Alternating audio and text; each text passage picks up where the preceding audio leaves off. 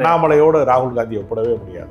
RSS எவ்வளவு பெரிய ஆபத்தை இந்தியாவுக்கு உண்டாக்கி இருக்கிறது. அம்பானி அதானி போன்ற சக்திகள் எல்லாம் எப்படி பாஜகவிற்கு ஒரு கருவிகளாக விளங்குகிறார்கள் என்பதை ஒரு புரட்சிகரமான ஒரு ஜனநாயக போரை ராகுல் காந்தி நடத்தி கொண்டிருக்கிறார். அதனால வெத்து வேட்டு அண்ணாமலையோட எல்லாம் இவரை ஒப்பிடவே முடியாது. 2011 கணக்கெடுப்பு படி வட இந்தியர்கள் வேலைக்கு வந்தவங்கல்ல 35 லட்சம் பேர் இருந்திருக்காங்க 2011. இப்ப 2025 அவர்கள் 2 மடங்காகி விட்டார்கள், 70 லட்சம் பேர். சென்னையில மட்டும் 3.5 லட்சம் பேர் இருக்காங்க. ஓட்டர் ஐடி ஆதார் ப்ரூஃபோட எல்லாமே இருக்கான். தமிழ்நாட்டினுடைய வாக்காளர் பட்டியலில் இவர்கள் 10% வெறும் 3% வாக்கு வங்கியில அதிமுக ஆட்சி அதிகாரத்தை இழந்திருக்கிறது. எதிர்கட்சியாக இருந்த திமுக ஆளுங்கட்சியாக மாறி இருக்கிறது என்றால் இந்த 10% வாக்கு வங்கி உள்ளே வரும் என்றால் தமிழ்நாட்டினுடைய அரசியல் சூழல் என்னவாக மாறும்? டாஸ்மார்க் இருக்கிற இடத்தம் ஒரு கமர்ஷியல் காம்ப்ளெக்ஸ், கிட்டத்தட்ட 40 பேர் குடியிருக்கிறாங்க வாக்காளர்கள். சிங்கிள் பெட்ரூம் இருக்கிற சின்ன வீட்டில் 69 பேர் குடியிருக்கிறாங்க என்று வாக்காளர் பட்டியலுக்கு ஒரே முகவரி தருகிறார்கள். தேர்தல் ஆணையம் இவ்வளவு பெரிய திருடர்களின் ஆணையமாக மாறிவிட்டதோ என்று சொல்லக்கூடிய அளவிற்கு உள்ளிருப்பு வேலை நிறைய நடந்திருக்கிறது.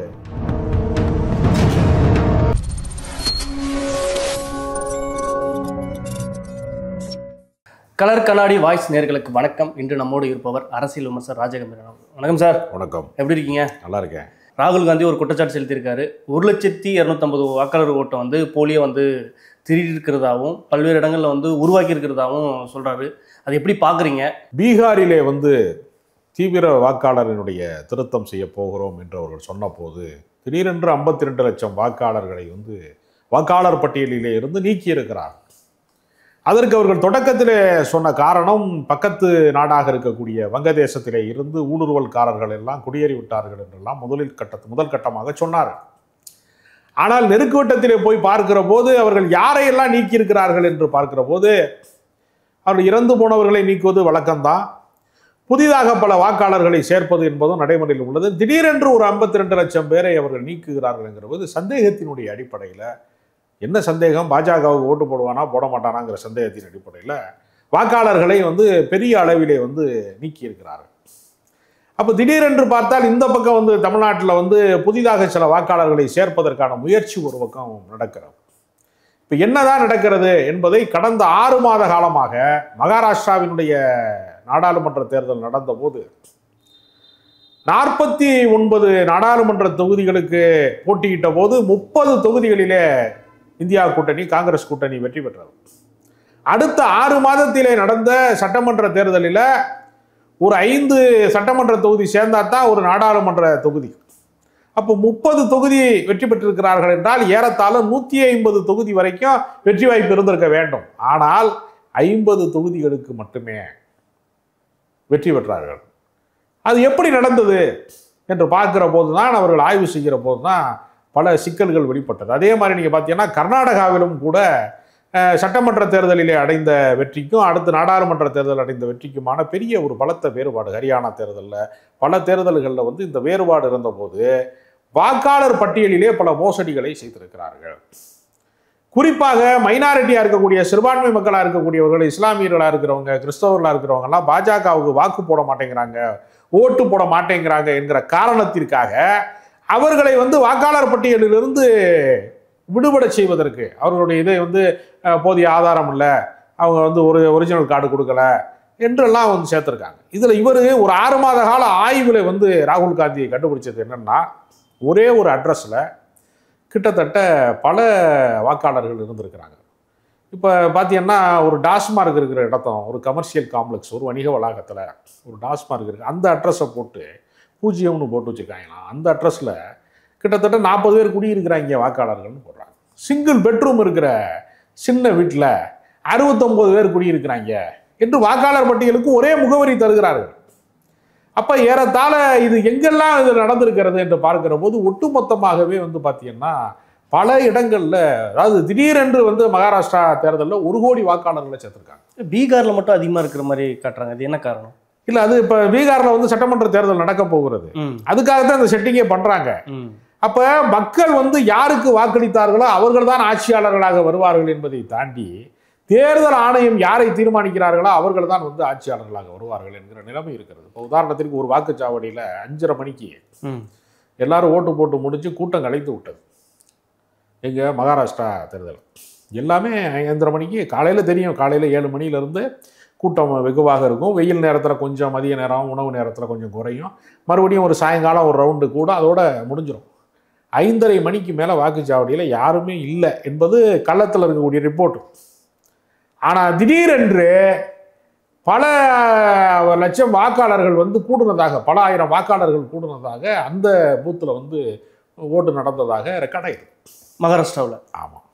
எப்படி இதெல்லாம் நிகழ்கிறது? திடீரென்று எப்படி வாக்கு சதவீதம் வந்து கூடுகிறது? இப்போ சில ஊரில் எப்படின்னா வாக்காளர்களுடைய மொத்த எண்ணிக்கையை விட கூடுதலான வாக்காளர்கள் வந்து, அதாவது ஓட்டுப்பதிவு கூடுதலாக இருக்குது. 1 கோடி வாக்காளர் இருக்க இடத்துல 1.5 கோடி பேர் வாக்கு செலுத்தினாங்கன்னா எப்படி இருக்கும்? தமிழ்நாட்டில் 5 கோடினா 8 கோடி பேர் அப்படின்னா எப்படி இருக்கும்? அந்த மாதிரியான விஷயங்கள் இருக்கிறது. இப்போ நம்ம ஒரு விஷயத்தை கவனித்து பார்க்கணும். நடந்து முடிந்த சட்டப்பேரவை தேர்தலில் திமுகவுக்கும் அதிமுகவுக்குமான வாக்கு வங்கி என்பது எவ்வளவு அப்படின்னு பார்த்தா 2% 1% 3%. 3% வாக்கு வங்கி திமுகவுக்கு கூடுதலாக கிடைத்தது. அதை கணக்கு போட்டு பார்த்தா 15 லட்சம் வாக்குகள் கூட பெற்றிருக்காங்க. 15 லட்சம் வாக்குகள் கூட பெற்றவர்கள் ஆளுங்கட்சியாகவும் 15 லட்சம் வாக்கை பெற முடியாதவர்கள் எதிர்கட்சியாகவும் இருக்கிறாங்க. அப்ப இந்த 15 லட்சம் தானே தீர்மானிக்குது. அந்த 15 லட்சம் வாக்காளர்களை வந்து நீங்க வந்து தங்களுக்கு சாதகமான வாக்காளர்கள் யாரு, எதிரான வாக்காளர்கள் யாரு, யாரை சேர்த்தா நல்லா இருக்கும்? அப்ப 3% வாக்கு வித்தியாசமே இவ்வளவு பெரிய மாற்றத்தை உண்டாக்கும்னா, தமிழ்நாட்டில் வந்து பீகார் மாநிலத்தை சேர்ந்தவர்கள் தமிழ்நாட்டில் 6.5 லட்சம் பேர் இருக்காங்க. 6.5 லட்சம் பேர். ஓகே. சென்னையில மட்டும் 3.5 லட்சம் பேர் இருக்காங்க. ஓட்டர் ஐடி, ஆதார் பொறுப்போடவா எல்லாமே இருக்கான். இப்ப 2011 கணக்கெடுப்பு படி வட இந்தியர்கள் வேலைக்கு வந்தவங்கல்ல 35 லட்சம் பேர் இருந்திருக்கான் 2011. இப்ப 2025 அவர்கள் 2 மடங்காகி விட்டார்கள், 70 லட்சம் பேர். இப்போ புதிதாக இந்த தீவிர வாக்காளர் திருத்தம் என்கிற பெயரில் இந்த SIR மூலமாக இவங்க புதிய வாக்காளர்களாக இந்த 70 லட்சம் பேரை சேர்த்துட்டாங்கன்னா தமிழ்நாட்டினுடைய வாக்காளர் பட்டியலில் இவர்கள் 10% இருப்பாங்க. வெறும் 3% வாக்கு வங்கியில் அதிமுக ஆட்சி அதிகாரத்தை இழந்திருக்கிறது. எதிர்க்கட்சியாக இருந்த திமுக ஆளுங்கட்சியாக மாறி இருக்கிறது என்றால் இந்த 10% வாக்கு வங்கி உள்ளே வரும் என்றால் தமிழ்நாட்டினுடைய அரசியல் சூழல் என்னவாக மாறும்? அப்ப வாக்காளர் பட்டியலிலே தமிழ்நாடு அரசு இது விருப்பம் காணதா? இவங்களை வந்து வட இந்தியர்களை வந்து ஓட்டு அவன் ஊருக்கு தான் அவன் ஊர்ல போய் தான் ஓட்டு போடணும். அவன் பிழைக்க வந்த ஊர் இது. இந்த ஊர்ல வந்து அவன் வாழ்வாதாரத்துக்காக வருகிறான். வந்தவன் அவனுடைய சொந்த ஊர்ல போய் தான் அவன் அவனுடைய அரசியலை தீர்மானிக்கணும். கர்நாடகத்தில் 30 லட்சம் தமிழர்கள் இருக்காங்க, அவங்களாம் ஓட்டுரிமை இருக்குன்னு சொல்றாங்கல்ல. இல்லை, அதாவது எப்படின்னா அவர்கள் வந்து நெடுங்காலமாக இருக்கிறார்கள் என்பது வேற. இது பக்கத்து மாநிலம். கர்நாடகத்தில் இருக்கிறவர்கள் கூட தமிழ்நாட்டுக்கு வந்து வாக்களித்து விட்டு போக முடியும் தமிழர்களாக இருக்கிறவங்க. இந்த முறையை வந்து பின்பற்றினால் அரசியல்ல மிகப்பெரிய இப்போ இந்த இருமொழி கொள்கை தான் வேணும் நம்ம சொல்லிட்டு இருக்கான். 70 லட்சம் பேர் அவங்க வாக்காளர்களாக வட இந்தியர்களை சேர்த்துட்டாங்கன்னா மும்மொழி கொள்கை தான் வேணும்னு ஆர்ப்பாட்டம் பண்ணாங்க. நாளைக்கு வந்து சட்ட திருத்தத்தை கொண்டு வர வேண்டும் என்கிற கட்டாயத்துக்கு ஆளாக்குனார்கள்னா என்ன ஆகும்? அரசியல் கட்சி என்ன பண்ணும்? ஒரு கட்சி வந்து எடப்பாடி பழனிசாமி மாதிரி ஒரு ஆள் வந்து என்ன பண்ணுவாங்க, நாங்கள் அதை ஆதரிக்கிறோம்னு சொல்லிடுவாங்கல்ல, கொள்கைகளை விட்டு கொடுத்து விடுவார்கள்ல. அப்போ தமிழ்நாட்டினுடைய அரசினுடைய கொள்கைகளை ஏற்கனவே நாம் கட்டி காப்பாற்றிய சமூக நீதி கோட்பாடுகளை பல விஷயங்களை நாம் இழக்க வேண்டிய ஒரு அபாயகரமான விஷயம் இருக்கிறது. அரசியல் விமர்சனம் என்ன சொல்றாங்கன்னா, இதை கோர்ட்ல நீங்க கேஸ் போட வேண்டியது தானே, ஏன் போட மாட்டேன்? ஊடகத்துல திட்டமிட்டு நீங்க இப்படி இல்லை ஊடகத்திலே முதல் கட்டமாக அதை உருவாக்கிட்டு நீதிமன்றத்துக்கு தான் போறாரு. ஏன்னா தேர்தல் ஆணையம் வந்து இவ்வளவு பெரிய திருடர்களின் ஆணையமாக மாறிவிட்டதோ என்று சொல்லக்கூடிய அளவிற்கு உள்ளிருப்பு வேலை நிறைய நடந்திருக்கிறது. யாரை வாக்காளர்களாக சேர்க்க வேண்டும், யாரை நீக்க வேண்டும் என்பதில் முறைகேடு நடந்திருக்கிறது. அதற்கான பட்டியல், அதாவது 45 நாளைக்கு மட்டும்தான் அந்த சிசிடி காட்சிகளை வைத்திருப்பார்கள் என்று அவர்கள் சொல்கிறாங்க. இப்போ உதாரணத்திற்கு கடந்த நாடாளுமன்ற தேர்தலில் வந்து நீங்கள் வந்து தேனியில் மட்டும் வந்து பெரிய குளத்தில் மட்டும் ஓபிஎஸோட மகன் ரவீந்திரநாத் வந்து ஜெயிச்சார் போன முறை இந்த நாடாளுமன்ற தேர்தலுக்கு முந்தைய நாடாளுமன்ற. அப்படி ஜெயிக்கிற போது அந்த தேர்தலிலே முறைகேடு நடந்ததுன்னு வழக்கு வந்து கிட்டத்தட்ட பல ஆண்டுகள் நீடித்தது. இப்போ 45 நாளைக்கு தான் சிசிடி காட்சி இருக்கும், அப்புறம் அது எரேஸ் ஆயிரும், டெலீட் ஆயிரும். அப்படின்னா எப்படி வழக்கை நடத்துவது? அப்போ தேர்தல் ஆணையத்துக்கு ஒரு வெளிப்படைத்தன்மை வேணும். என்ன ஆக்டிவிட்டிஸ், மக்களுடைய வரி பணத்தில் நீங்கள் வந்து சம்பளம் வாங்குறீங்க, தேர்தல் முறையாக நடக்கிறதா இல்லையா என்பதை தெரிந்து கொள்வதற்கு ஒரு அரசியல் கட்சிக்கு உரிமை இருக்கிறதா இல்லையா? ஏற்கனவே தேர்தல் ஆணையத்தில் உச்ச நீதிமன்றத்தினுடைய தலைமை நீதிபதியை இல்லாமல் செஞ்சுட்டாங்க. பிரதமர், எதிர்க்கட்சி தலைவர், ஒரு நீதிபதி, 3 பேர் தான் இருக்கணுங்கிற அந்த நடைமுறையை மாற்றி நீதிபதியே தேவையில்லைன்ட்டாங்க. அப்படி என்றால் என்ன அர்த்தம்? நீதி தேவையில்லை தானே அர்த்தம். நீதிபதி தேவையில்லைன்னா என்ன அர்த்தம்? கட்சிக்கு அப்பாற்பட்ட ஒருவர் தேவையில்லைன்னா அரசியலாக்குறீங்க அப்படின்ற மாதிரிலாம் சொல்றாங்களே. நாங்க நீதிபதி எந்த கட்சிக்காரரு? ஒரு தலைமை நீதிபதி இருக்கிறவர், அவர் ஒரு அதிகாரமிக்க ஒரு அமைப்புல தேர்தல் ஆணையத்தை கண்காணிக்கக்கூடிய இடத்துல அவர் இருப்பதில் என்ன தவறு இருக்க முடியும்? கடந்த காலத்துல அப்படித்தானே இருந்துச்சு. அதை எதற்காக நீக்கிறீங்க? அப்போ இவர்களுடைய உள்நோக்கத்தோடு இவர்கள் செயல்படுகிறாங்க. இதுக்கு என்ன அவங்க மாற்று கருத்து சொல்ல முயற்சி? நீதிபதி மேலே உங்களுக்கு நம்பிக்கை இல்லைன்றீங்களா? இல்ல, நீதிபதி இருக்கக்கூடாதுன்னு நினைக்கிறாங்க. இப்ப நீங்க போலீஸ்காரனுக்கும் திருடனுக்கும் ஆகாது இல்லையா? போலீஸ்காரன் ஒழுங்கா வேலை பார்த்தானா திருடன் பயப்படுவானா இல்லையா? அப்ப நீதிபதியை பார்த்து ஏன் பயப்படுறீங்க? அப்போ உங்களுடைய உல்டா வேலை பார்க்கணும், இங்க கோளாறான வேலைகள் பார்க்கணும், முறைகேடுகள் செய்யணும் என்கிற முயற்சி அதற்குள்ள இருக்கிறது என்கிற காரணத்தினாலதான் அவங்க நீதிபதியை நீக்கி மக்கள்கிட்ட நல்ல விஷயங்களை செஞ்சுதான் வெற்றி பெற்றிருக்கோம். அந்த அவநம்பிக்கை ஏற்படுத்தணுன்றதுக்கு இந்த மாதிரியான 1 லட்சம் போச்சு 2 லட்சம் போச்சுன்னு சொல்லி நீங்க அப்படி ஒரு கருத்து பிரச்சாரம் பண்றீங்க. மக்கள் கிட்ட அது எடுபடாது அப்படின்ற மாதிரி சொல்றாரு. தேர்தல் ஆணையத்தினுடைய தரவுகளை வைத்துக் கொண்டுதான் அவர் பேசுகிறாரே தவிர அவர் ஒன்றும் கற்பனையா எந்த கருத்தையும் சொல்லலாம். தேர்தல் ஆணையத்தினுடைய தரவுகளின் அடிப்படையிலே நீங்கள் யாரையெல்லாம் சேர்த்திருக்கீங்க, யாரையெல்லாம் நீக்கியிருக்கீங்கிற பட்டியல் கையில் வச்சிருக்கிறாரு. பட்டியலை சரிபார்ப்பதற்கு உரிய அதிகாரம் வேணுமா வேணாமா? சரிபார்க்க வேண்டுமா வேண்டாமா? கண்டிப்பா வேணும். அப்ப தேர்தல் ஆணையம் எது சொன்னாலும் ஐயா சாமி நீங்க சொன்னது கரெக்டு தான் கேட்டுக்கணுமா என்ன? நம்ம இப்ப தமிழ்நாடு போன்ற மாநிலங்கள்ல, கேரளா போன்ற மாநிலங்கள்ல வாக்காளர் பட்டியலிலே முறைகேடு நடக்கிறதா இல்லையா என்பதை கண்காணிப்பதற்கு இங்க இருக்கக்கூடிய அரசியல் கட்சிகள் தீவிரமாக இருக்கிற காரணத்தினாலதான் ஆட்சி மாற்றங்கள் அவர்களுக்கு சாதகமாக ஏற்படலாம். ஆனா அரசியல் விழிப்புணர்வு இப்ப பாஜகவினுடைய அதிகாரம் கைகள் ஓங்கி இருக்கக்கூடிய மாநிலங்கள்ல எல்லாம் அவர்கள் அதிகாரிகளை விலைக்கு வாங்கி விடுகிறார்கள். தேர்தல் ஆணையத்தில் இருக்கக்கூடிய அலுவலர்களை தங்கள் பக்கமாக திருப்பிக் கொள்கிறார்கள், தங்களுக்கு சாதகமாக பயன்படுத்திக் கொள்கிறார்கள் என்கிற விஷயம் அதற்குள்ளே இருக்கிறது. அதனாலதான் ராகுல் காந்தி என்ன சொல்றாருன்னா, முறையாக தேர்தலை நடத்து, சிசிடிவி கேமராவில் இருக்கக்கூடிய காட்சிகளை முதல்ல அழிக்காத, நீ வெளிப்படைத்தன்மையா இரு, பட்டியலை பகிரங்கமாக வெளியிடு, சரிபார்ப்பதற்கு அனுமதி கொடு என்பது போன்ற கருத்துக்களை சொல்றாங்க. திருடனுக்கு தேல் போட்டது மாதிரி இதையே நீங்க நேரடியாக என்கிட்ட எழுத்துப்பூர்வமா பத்திர தாக்கல் செய்யலை நீங்க என்றெல்லாம் கேட்குறாங்க.